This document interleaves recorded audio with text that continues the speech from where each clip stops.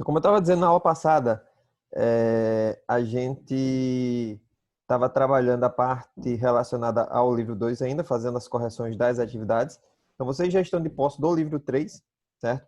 E hoje nós vamos iniciar o livro 3 com vocês, tá? Com a parte de ciclo celular, mitose, meiose, divisão celular. O último conteúdo que a gente viu do livro 2 foi aquela parte de núcleo celular, a parte de cromossomos, né? Então a gente já estudou o núcleo, já sabe como que ele é, como que ele funciona, e agora a gente vai ver o funcionamento do núcleo em si, certo?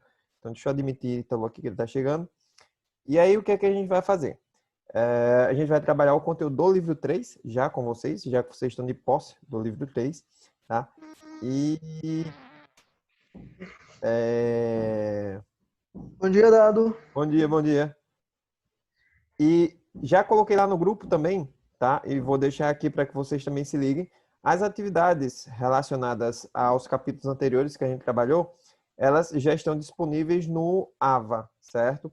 Então, na plataforma, as atividades estão abertas. Estão abertas, eu programei para abrir de hoje até a próxima sexta-feira. Se eu não me engano, para vocês são 3 ou 4 capítulos, tá? Mas é aquela coisa bem rapidinha. São 4 capítulos, sei lá, 5 questões, né? Cada capítulo. Se errou, vai assistir um videozinho de 15, 20 minutos e aí faz de novo. Acho que uma semana é um prazo razoável para vocês fazerem isso. Até porque eu preciso que vocês finalizem o mais rápido possível, porque preciso tirar o relatório para poder fazer a composição de notas de vocês do segundo bimestre, certo? Então, estou dependendo disso aí para que vocês possam... eu estou dependendo de vocês, na realidade, para que eu possa fazer a composição das notas, ok? Então, hoje nós vamos começar a parte de ciclo celular, divisão celular, mitose, meiose e tal. Então, a gente já viu, como eu disse anteriormente, como que é o núcleo, qual que é a estrutura do núcleo, o que é um cromossomo, o que é uma cromátide, o que é uma eucromatina, uma heterocromatina, como que ocorre a condensação, como que quando descondensa, enfim. Então, tudo relacionado a núcleo celular a gente viu. E aí, a partir de agora, a gente vai ver o funcionamento do núcleo celular, tá? Então, a gente vai ver como que ele age nos organismos. Aí a gente vai ver a parte relacionada com ciclo celular, que é a duplicação do material genético, como acontece, enfim, tá? A gente vai ver mitose, meiose, que são os processos de divisão celular. E a gente vai ver também a síntese proteica, tá? Que envolvem processos de transcrição e tradução do material genético. Então, hoje nós vamos começar a parte mais básica, mais introdutória de ciclo celular, tá? A gente vai ver bem superficialmente. Na próxima aula a gente vai aprofundar no contexto relacionado com duplicação do DNA, certo? Então, duplicação do material genético. E deixa eu só ver aqui um negócio bem rapidinho. Já tá. Então, eu vou começar o espelhamento da página, certo? E caso tenha alguém na sala de espera, vocês ativem o microfone e me avisem, por favor, certo? Que aí eu admito lá pelo coisinho, porque eu não fico vendo direto aqui a sala de espera, ok?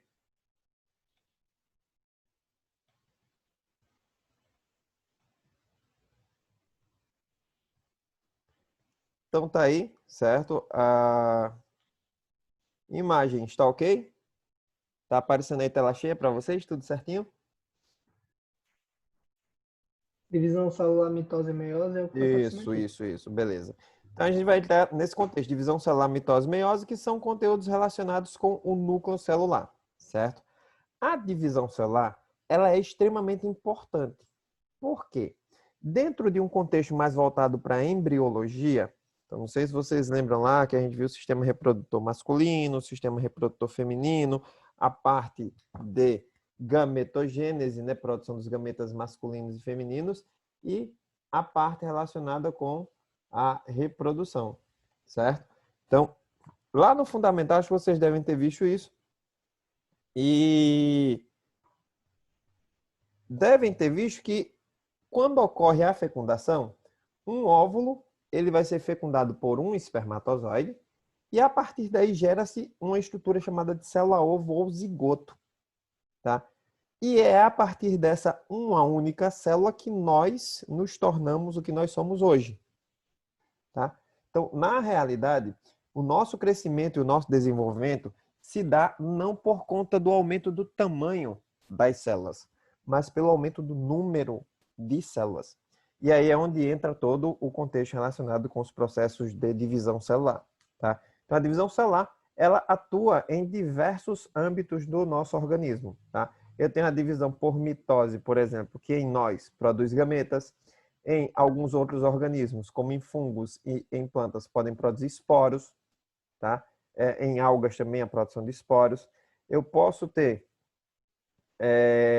a meiose, ou melhor, a mitose para o crescimento de um indivíduo. Eu posso ter uma mitose reprodutiva, que é um processo de reprodução assexuada. Eu tenho a mitose para regeneração dos indivíduos. Eu tenho a mitose para reestruturação de partes que eventualmente foram lesionadas, ou seja, a divisão celular está mais no nosso cotidiano do que o que a gente imagina, tá? Então, depois, vou até deixar aqui esse questionamento, eu não vou responder, porque se eu disser aqui, vocês não vão buscar. Mas depois entrem na internet e procurem ver quantas células nós temos e quantas células só da epiderme nós perdemos durante toda a nossa vida. Então, a epiderme é um dos tecidos que tem a maior capacidade de regeneração.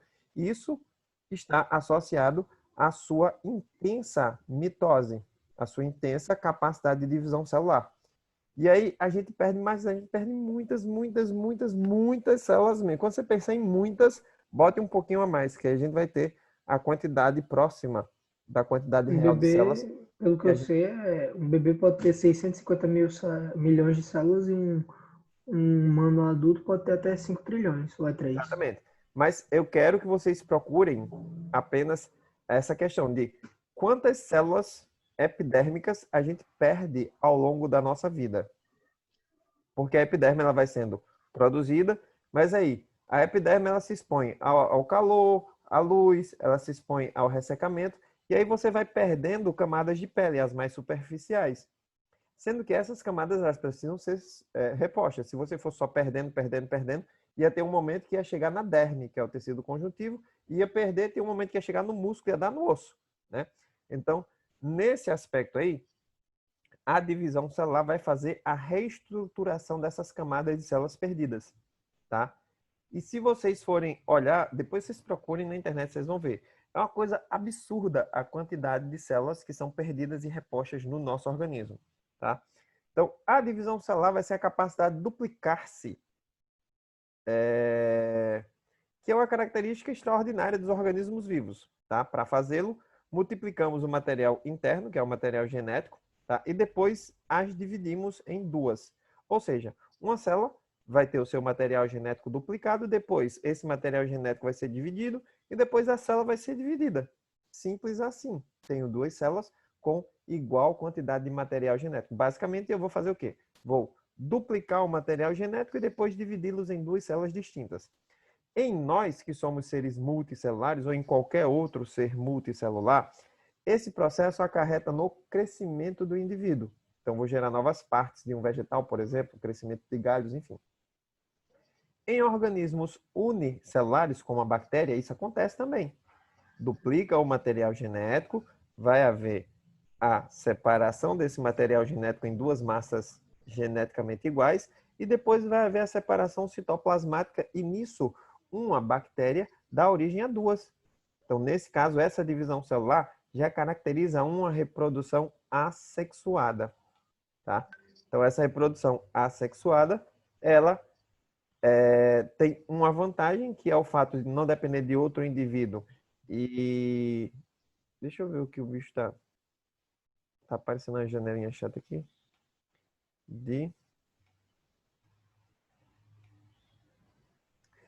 Como eu estava dizendo, tem essa vantagem de o indivíduo ele ter essa capacidade de sozinho originar inúmeros outros indivíduos, tá? Mas tem a desvantagem de não gerar variabilidade genética. E quando a gente vai vendo um pouquinho lá na frente a evolução, a gente vai ver que a variabilidade genética é a base da sobrevivência das espécies ao longo do tempo. Então, o processo evolutivo, ele acaba selecionando os indivíduos que têm maior variabilidade genética, tá? E isso tem a ver com divisão celular também, porque gametas, tá, nos animais, por exemplo, são produzidos a partir de um processo de divisão celular chamado de meiose, tá? Então, a meiose é um processo no qual os indivíduos eles vão gerar células com metade do material genético, tá?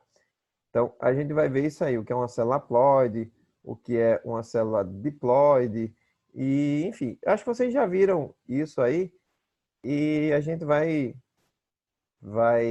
fazer um remonte, um pouquinho de uma revisão dessas características que a gente trabalhou, que vocês trabalharam lá no fundamental, certo? Mas aí a perguntinha que está lá embaixo, por que as células se dividem? Então eu já falei aqui bastante, já expliquei até algumas das finalidades da divisão celular, tá? E a gente vai ver o porquê delas estarem se dividindo, tá? Então os seres vivos multiplicam suas células com a finalidade de reproduzir-se, ou seja, produção de gametas, ou até mesmo uma reprodução assexuada, crescer, repor células perdidas e cicatrização. Tá? Então, quando ocorre perda natural das células, como ocorre na nossa epiderme, como eu falei anteriormente, elas precisam ser repostas. Tá? E quando ocorre algum tipo de dano no organismo, tá? Essas células que são perdidas por conta dos danos, elas precisam de alguma maneira ser repostas. Tá? E aí é onde entra o processo de divisão celular no processo de restabelecimento de partes lesionadas. Ok? Até aí, tranquilo, de boas? De boas? Nenhuma novidade, eu acho, para vocês, né? Então, algo que vocês já viram aí na vida de vocês. Então, ciclo celular. O ciclo celular ele vai ter duas etapas. A intérfase, ou interfase, tanto faz, tá? Pode estar com ou sem acento, mais a divisão celular. A divisão celular pode ser mitose ou pode ser meiose, tá? Então,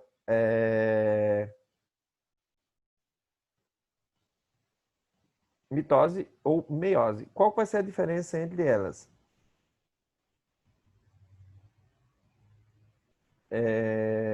Mitose vai ser uma divisão que a gente chama de divisão equacional, tá? Que é uma divisão que aumenta o número de células sem alterar a quantidade de material genético. E a meiose vai ser uma divisão reducional. A meiose, eu vou aumentar o número de células, mas vou reduzir o material genético à metade, tá? Então preste atenção, até o próprio nome do processo de divisão já dá a entender. Meiose, meiose, meio, tá? Meio, metade. Então, quando se fala de meiose, tá? A gente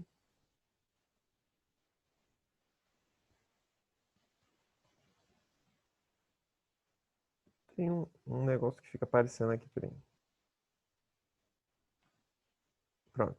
Então, intérfase e mais a meiose. Meiose, meio, metade. Tá? Mitose vai ser a divisão equacional. Eu aumento o número de células, mas eu mantenho a quantidade de material genético, que na nossa espécie, tipicamente, são 46 cromossomos. E aí é onde está. A gente pode ter células haploides ou células diploides. Eu acho que vocês já ouviram esses nomezinhos aí. Talvez não lembrem-se o que esses nomezinhos representam, tá? Mas a mitose, ou melhor, as células diploides, tá? Elas são representadas pelo símbolo 2N, tá? Deixa eu ver aqui.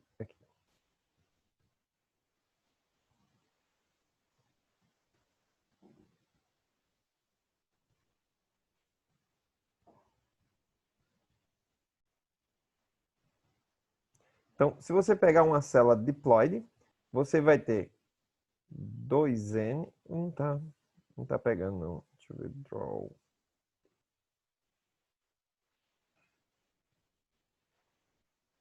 Não, caramba. Eu tava tentando ver se escrevia, mas E as células haploides, elas são representadas pela letra N, tá? Então, diploide 2N, haploide N. Células diploide vão ter 46 cromossomos, vão ter 23 pares. Células haploides vão ter apenas 23 cromossomos. Em nós, a linhagem que vai ter 23 cromossomos é a linhagem germinativa, são as células gaméticas, tá? São os gametas. Então, o gameta masculino tem 23 cromossomos, gameta feminino tem 23 cromossomos. Quando ocorre a fecundação, eu gero um novo indivíduo com 46 cromossomos, tá? Então, isso aí acaba reestabelecendo a quantidade de cromossomos específicos da nossa espécie, tá? Então, tá aí mostrando um pouquinho da intérfase ou interfase, tanto faz. Então, aqui eu tenho o material genético e aqui eu tenho o material genético duplicado, tá? Então, aqui eu tenho o material genético numa fase que a gente chama de G0. Aqui, a gente já está na fase G1, aqui é S, tá? E G2 após a fase G1, após a fase S, perdão. E aí eu posso entrar na divisão por mitose. Então, o que foi que eu fiz? Eu peguei o material genético, dupliquei e depois dividi para 2 células. A quantidade de material genético que eu tenho aqui é igualzinha à que eu tenho aqui, ó. Tá? Não sei se vocês estão vendo aqui no início. A setinha está aparecendo aí na tela de vocês? A setinha Sim. do mouse? Pronto. Então, vocês estão vendo aqui no início, a célula que entra em divisão, ela tem 1, 2, 3, 4 cromossomos. Aqui eu tenho 4 cromossomos também, só que eu tenho 4 cromossomos duplicados. Então, a intérfase, ela caracteriza-se principalmente por essa questão da duplicação do material genético, tá? Então, o material genético vai ser duplicado.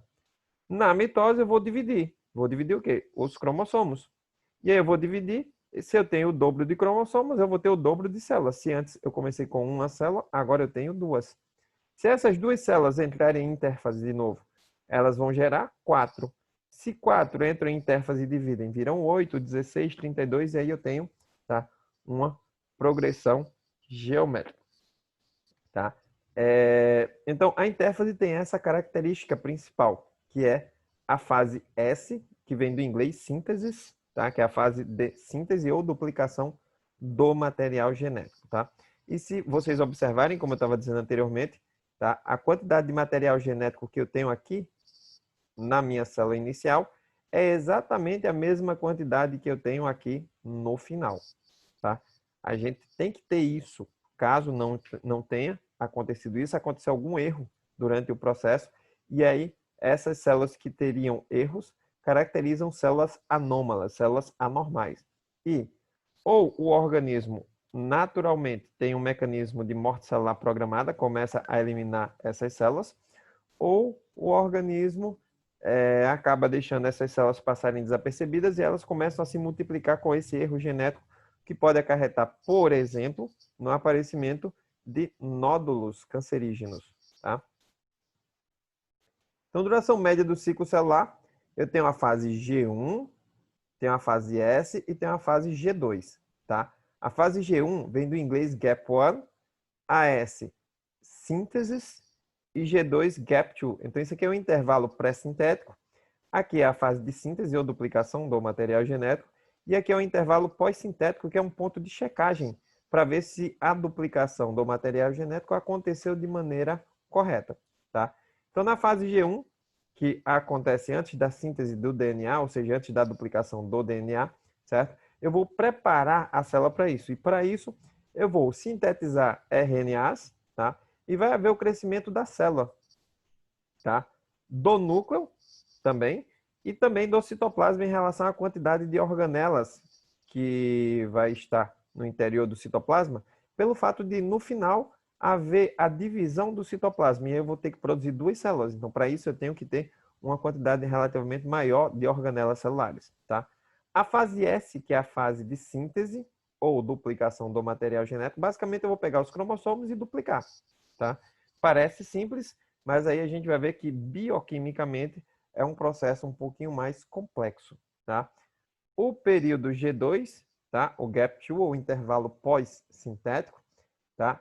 Ele é um período onde vai ocorrer síntese proteica e vai também checar se a duplicação dos cromossomos aconteceu completamente da maneira que deveria ter acontecido. E aí, a partir daí, eu posso entrar tanto na mitose quanto na meiose, tá? Então, para vocês terem ideia, só o ciclo celular, tá? Só a interfase, ela dura aproximadamente 23 horas, tá? E a mitose, que é a divisão, dura em torno de 1 hora. Então, os preparativos para a divisão são muito mais importantes que a divisão propriamente dita.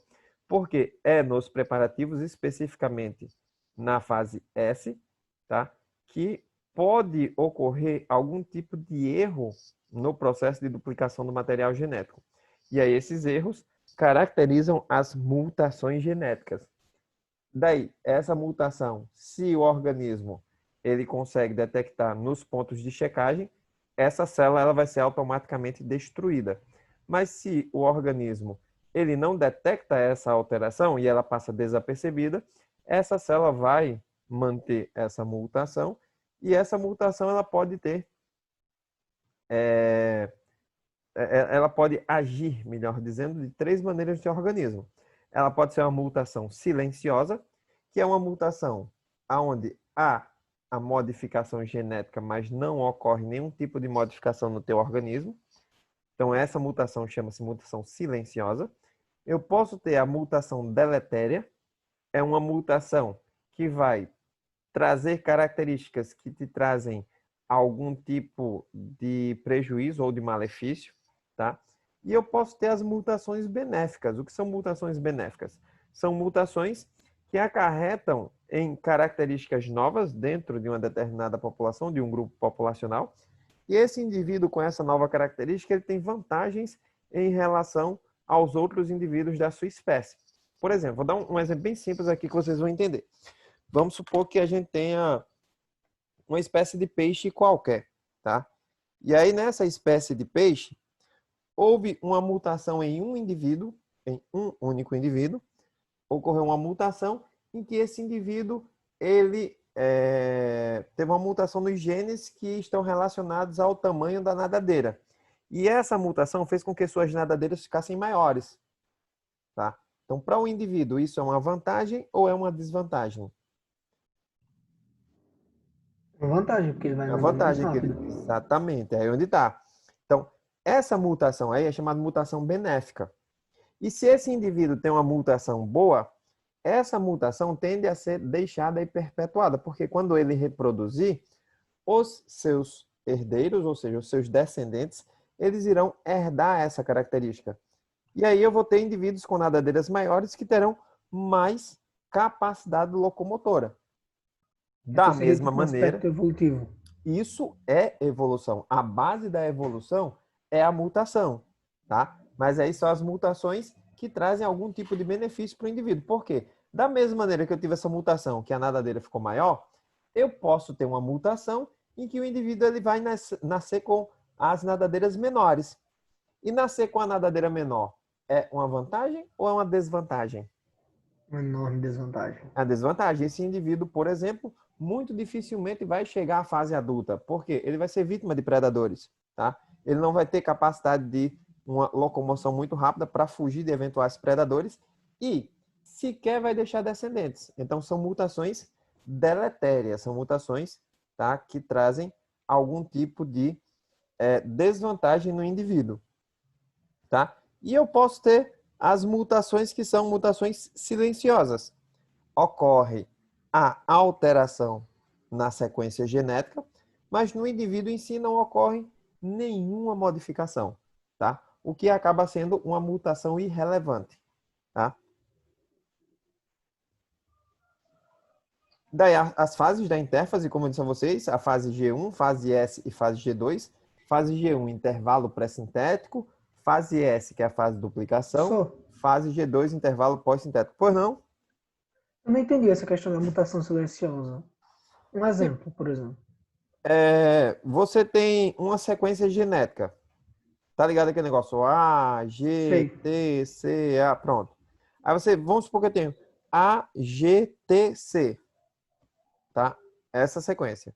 E o indivíduo acaba tendo uma mutação que fica ACTG. Não mudou a sequência genética? Mudou. Então eu tenho uma mutação. Só que essa sequência genética não alterou característica nenhuma no indivíduo. Isso significa que ocorreu a mutação, mas não ocorreu nenhuma mudança de característica. Por isso que ela é chamada de mudança ou de mutação silenciosa. Tá? Então, é aquela mutação que nem fede nem cheira, como diz o Matuto. Tá? Ela não vai interferir em nada no organismo. Tá? Nem contribuindo, tampouco atrapalhando. Certo? Entendi. Beleza. Então, a fase G1, tá?